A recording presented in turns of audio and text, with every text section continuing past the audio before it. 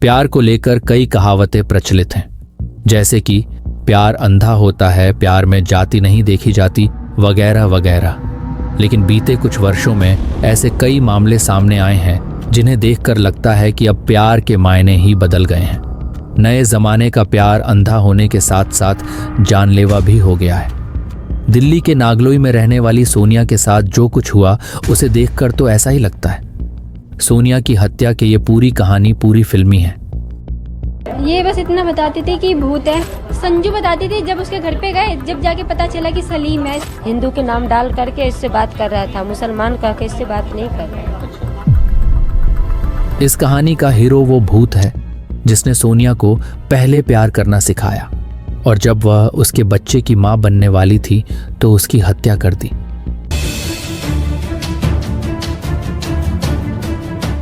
Hello दोस्तों, मेरा नाम है करण और आप सुन रहे हैं स्टोरी क्राइम की। उम्मीद करता हूं आप सभी अच्छे होंगे। दिल्ली के पश्चिमी छोर पर बसे नांगलोई इलाके की तंग गलियों में सोनिया नाम की एक लड़की अपने बड़े सपनों का बोझ उठाए दिन रात मेहनत कर रही थी। उसका परिवार बिहार से आकर दिल्ली में बसा था। पिता जानवरों का चारा बेचते थे और टी स्टॉल चलाते हैं। सोनिया की मां बताती है कि वो घरों में काम करती है। एक बड्ढी बेटी है, उसकी शादी हो गई है। बेटा मनीष ई रिक्शा चलाता है। हम लोग काम पर चले जाते थे। सोनिया घर पर अकेली रहती थी। उसने 10वीं तक पढ़ाई की थी। एक किराए के घर में गुजर बसर करना उनके लिए आसान नहीं था, लेकिन सोनिया, उसने गरीबी के इस दलदल को अपनी किस्मत मानने से इनकार कर दिया था। सोनिया के पिता शंकर मंडल 30 साल पहले बिहार के दरभंगा से दिल्ली आए थे। तभी से नांगलोई में रह रहे हैं। 2 कमरे के किराए के मकान में सोनिया के मम्मी पापा, भाई बहन और जीजा के साथ खुश रहती सोनिया का 10वीं कक्षा के बाद स्कूल छूट गया, मगर सपने नहीं। उसने तय किया कि वह सोशल मीडिया इन्फ्लुएंसर बनेगी और एक दिन सब बदल जाएगा, सोनिया अक्सर खुद से कहती।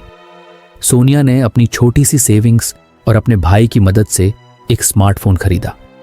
जब माता पिता काम पर निकल जाते तो वह घर के सारे काम निपटाने के बाद दिन भर इंस्टाग्राम के लिए रील्स बनाती, कनॉट प्लेस और दिल्ली के दूसरे फेमस लोकेशंस पर शूट करती। एक दिन मेरा कंटेंट हिट करेगा, सोनिया को पूरा विश्वास था। धीरे धीरे फॉलोअर्स बढ़ने लगे। उसने खुद डिजाइनर कपड़े सिलने के लिए सिलाई का काम भी सीखा। उसकी मेहनत रंग ला रही थी।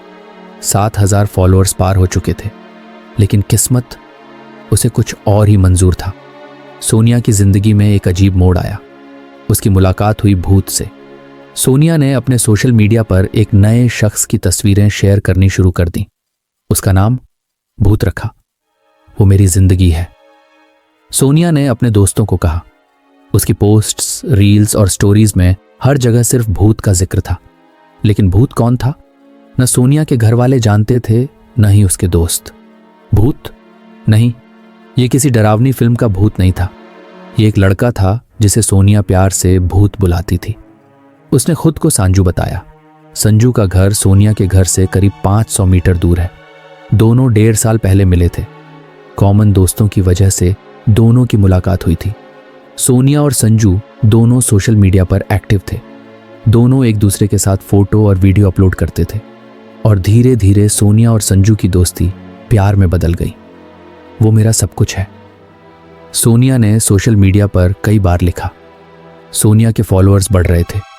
उसके रील्स को अच्छे व्यूज मिलने लगे थे।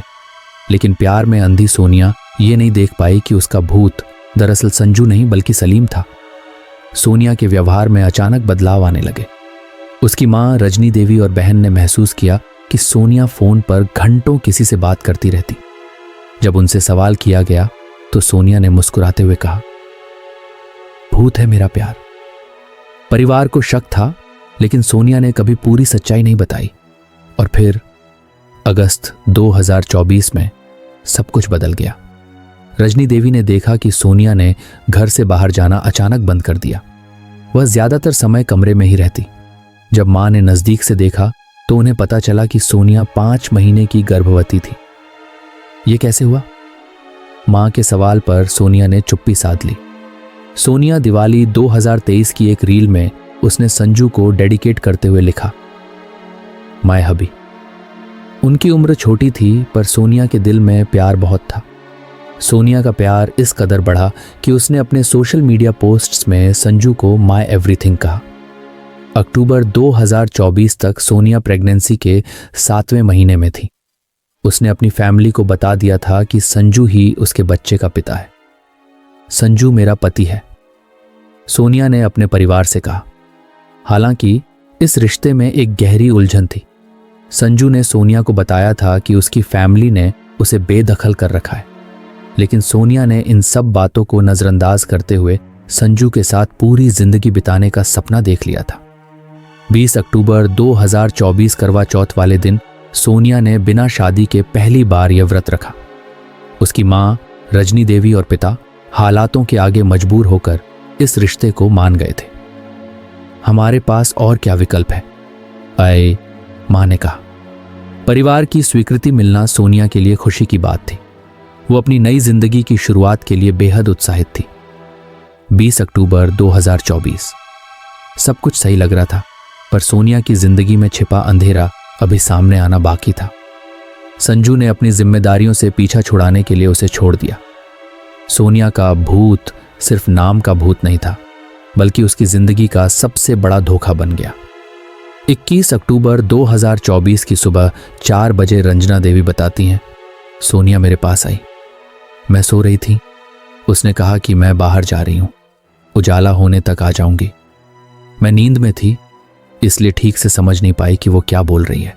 वही सोनिया अपना सारा सामान पैक कर घर से निकल गई। जाते जाते वह अपनी बहन से यह बोलकर गई कि संजू की मां उसे कभी स्वीकार नहीं करेगी, इसीलिए वह संजू के साथ अलग जाकर अपना घर बसाएगी। इसके बाद सोनिया की मां बततई है कि मैं सुबह 5 बजे उठी। सोनिया को फोन किया, लेकिन उसने नहीं उठाया। कुछ देर बाद फोन उठा, लेकिन दूसरी तरफ से संजू ने बात की। वो बोला कि सोनिया तुम सबसे नफरत करती है और बात नहीं करना चाहती। मैंने सोनिया से बात कराने के लिए कहा, लेकिन संजू ने एक बार भी बात नहीं कराई। दोपहर 12 बजे के बाद मोबाइल स्विच ऑफ हो गया। हम सुबह काम पर निकल जाते थे और रात को लौटते थे। सोनिया दिन भर क्या करती है हमें कुछ पता नहीं था। उन्होंने कहा 4 महीने तक सोनिया ने अपनी प्रेगनेंसी की बात छुपाई। जुलाई 2024 में उसने पहली बार अपने परिवार को बताया कि वह संजू के साथ रिश्ते में है। रंजना देवी ने संजू की मां को बुलाया, लेकिन कहानी ने एक और मोड़ ले लिया। संजू की मां ने कहा कि सोनिया अबॉर्शन करवा ले, वो उसे अपने घर नहीं रखेंगी। संजू की मां के इनकार के बावजूद सोनिया ने अबॉर्शन से इनकार कर दिया। मैंने सोनिया का रिश्ता कहीं और तय कर दिया था, लेकिन वो सिर्फ संजू से शादी करना चाहती थी। संजू के बड़े भाई साहिल ने भी इस रिश्ते का विरोध किया। उसने सोनिया को धमकी दी थी। ऑडियो मैसेज में कहा, संजू को छोड़ दे, नहीं तो तुझे काटकर नाली में बहा देंगे। रंजना देवी ने पुलिस में शिकायत दर्ज करवाई। 22 अक्टूबर को बेटा मनीष FIR लिखवाने गया, लेकिन पुलिस ने यह कहते हुए कंप्लेंट फाइल करने से मना कर दिया कि लड़का और लड़की दोनों ही बालिग हैं और आपकी बेटी अपनी मर्जी से गई है, इसलिए वह उसमें कुछ नहीं कर सकते। पुलिस से जब निराशा मिली तो उन्होंने खुद से संजू के बारे में पता करना शुरू किया और पता करते करते आखिरकार अगले दिन संजू के घर पहुंच गए। पर यहां उन्हें जिस सच से रूबरू होना था उसका ख्याल तो सपने में भी नहीं था। सोनिया जिस शख्स के साथ गई थी उसका असली नाम सलीम था। यह सच जब परिवार के सामने आया तो उनके पैरों तले जमीन खिसक गई। सलीम के परिवार ने खुद को पूरी तरह अलग कर लिया। हमने सलीम को बेदखल कर दिया है, उसका हमारे परिवार से कोई लेना देना नहीं है। ये शब्द उनके मुंह से निकलकर सोनिया के परिवार को और भी गहरे अंधेरे में धकेल गए। पुलिस की मदद भी नाकाफी साबित हो रही थी। 23 अक्टूबर को सोनिया के भाई मनीषन को पश्चिम विहार पुलिस स्टेशन से एक कॉल मिली। हमने बिना नंबर प्लेट की बाइक चलाते एक लड़के को पकड़ा है। उसके पास सोनिया और आपके पिता का आधार कार्ड मिला है। यह सुनते ही मनीष का दिल धड़क उठा। मनीष ने तुरंत नांगलोई पुलिस स्टेशन को सूचना दी। पुलिस की एक टीम सलीम को पश्चिम विहार पुलिस स्टेशन से नांगलोई ले आई। जब पुलिस ने सलीम से सोनिया के बारे में पूछा तो उसका जवाब हर किसी को चौंकाने वाला था। अब वो किसी से मतलब नहीं रखना चाहती। सलीम ने बेफिक्री से कहा। पुलिस और परिवार दोनों के सामने यह सवाल था, अगर सोनिया को अब किसी से मतलब नहीं रखना तो वह गई कहां? हर मिनट सोनिया के परिवार की बेचैनी बढ़ रही थी। पुलिस ने सलीम से कड़ी पूछताछ शुरू की। हर जवाब में वह टाल मटोल कर रहा था, लेकिन पुलिस ने जब सलीम की अच्छे से खातिरदारी की तब उसने पूरी कहानी सुनाई। दरअसल 21 अक्टूबर की सुबह सोनिया अपने सपनों को सच करने निकली, मगर उसे यह नहीं पता था कि उसकी कहानी का अंत इतना भयावह होगा। सलीम, जो खुद को संजू बताता था, उसे कार से लेने आया। कार में सलीम ने अपने 2 दोस्तों पंकज और रतिकन को भी बिठा लिया। गाड़ी हाईवे पर बहादुरगढ़ से रोहतक की ओर बढ़ रही थी। रास्ते में सोनिया ने सलीम पर शादी का दबाव डाला। अब और इंतजार नहीं कर सकती, मैंने सब कुछ छोड़ दिया है सिर्फ तुम्हारे लिए। सोनिया का यह कहना सलीम के अंदर छुपे हैवान को जगा गया। सलीम ने सोनिया को शांत करने के लिए शादी का झूठा वादा कर दिया। ठीक है, हम आज ही शादी करेंगे। यह सुनकर सोनिया की आंखों में खुशी के आंसू आ गए। रोहतक पहुंचकर सलीम और उसके दोस्तों ने पार्टी के बहाने शराब पी, लेकिन पार्टी का अंत कुछ और ही होने वाला था। देर रात ये लोग मदीना गांव के पास एक सुनसान इलाके में पहुंचे। वहां तीनों ने मिलकर सोनिया को बेरहमी से पीटा। तुम्हारा बच्चा भी अब इस दुनिया में नहीं रहेगा। सलीम ने मोबाइल चार्जर की केबल से सोनिया का गला घोंट दिया। ये वही वक्त था जब सोनिया के भाई मनीष ने उसी वक्त सोनिया को कॉल किया था, लेकिन तब तक सलीम और उसके साथी सोनिया के शव को 4 फीट गहरे गड्ढे में दफना चुके थे। सलीम ने पुलिस के सामने कबूल किया। वो बार बार शादी का दबाव डाल रही थी। मैं इसके लिए तैयार नहीं था, मुझे उसे हटाना ही पड़ा। सलीम का असली नाम और पहचान धीरे धीरे सामने आया। उसकी इंस्टाग्राम आईडी का यूजर नेम कई बार बदला गया था। क्या सोनिया पहली लड़की थी या यह किसी और को भी इसी तरह फंसा चुका था? सोनिया का सपना, उसका प्यार और उसका आने वाला बच्चा, सब कुछ खत्म हो गया।